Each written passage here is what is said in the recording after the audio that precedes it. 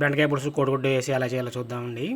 ముందు బాండి పెట్టుకొని 3-4 టేబుల్ స్పూన్ ఆయిల్ వేసుకొని, బెండకాయ పులుసు కొద్దిగా ఆయిల్ ఎక్కువ పడుతుందండి. తాలింపు దినుసులు, ఆవాలు, జీలకర్ర, మినపప్పు, పచ్చెనపప్పు, ఎండుమిరపకాయలు 2 చీలికలుగా కోసుకొని, కరివేపాకు కూడా వేసుకొని గరిటెతో చిటపట్లు ఆడే వరకు చూడండి. తర్వాత 2-3 పచ్చిమిరపకాయలు చీలికలుగా వేసి 2-3 ఉల్లిపాయలు క్యూబ్స్గా కోసుకొని పసుపు వేసి పచ్చివాసన అంతా పోయే వరకు ప్లేట్ పెట్టుకొని మగ్గించుకోండి.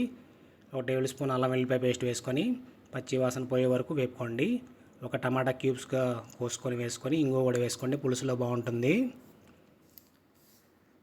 టమాటా కూడా వేగేంత వరకు ఉంచి మనం 1/2 కేజీ బెండకాయలు ముక్కలుగా కోసి పెట్టుకున్నామండి. అవి కూడా వేసి ఈవెన్గా కింద నుంచి పై దాకా అన్ని కలిసేటట్టు కలుపుకొని మూత పెట్టుకొని ఒక పావు గంట సేపు జిగురు పోయే వరకు బెండకాయలను వేపుకోండి నూనెలో.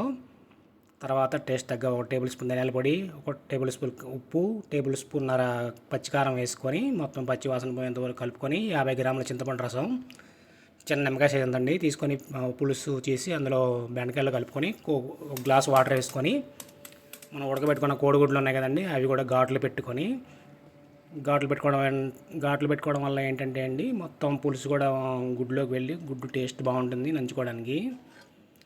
పులుసు ఉడికిందండి. ఈ స్టేజ్లో కరివేపాకు వేయండి, చాలా బాగుంటుంది. 1 టేబుల్ స్పూన్ నువ్వులు పొడి వేయండి, చాలా టేస్ట్గా ఉంటుంది పులుసు. 2 గుడ్లు ఉడకబెట్టుకున్నాం కదండి, ఘాట్లు పెట్టుకుని అవి కూడా వేసుకొని మూత పెట్టుకొని పావు గంట సేపు మరగనిస్తే పర్ఫెక్ట్ కొత్తిమీర వేసి గార్నిష్ చేసుకొని బెండకాయ పులుసుని ఇంకా కట్టేద్దామండి. ఇంకా ఎంతో రుచికరమైన బెండకాయ కోడిగుడ్డు పులుసు రెడీ అండి. చాలా రుచిగా ఉంటుంది అన్నం, వేడి అన్నంలో. ఉత్త కూర కూడా తినేస్తారు. చాలా బాగుంటుంది. ఆ స్టైల్లో ఒకసారి ట్రై చేయండి. నా ఛానల్ నచ్చితే లైక్ చేయండి, షేర్ చేయండి, సబ్స్క్రైబ్ చేయండి.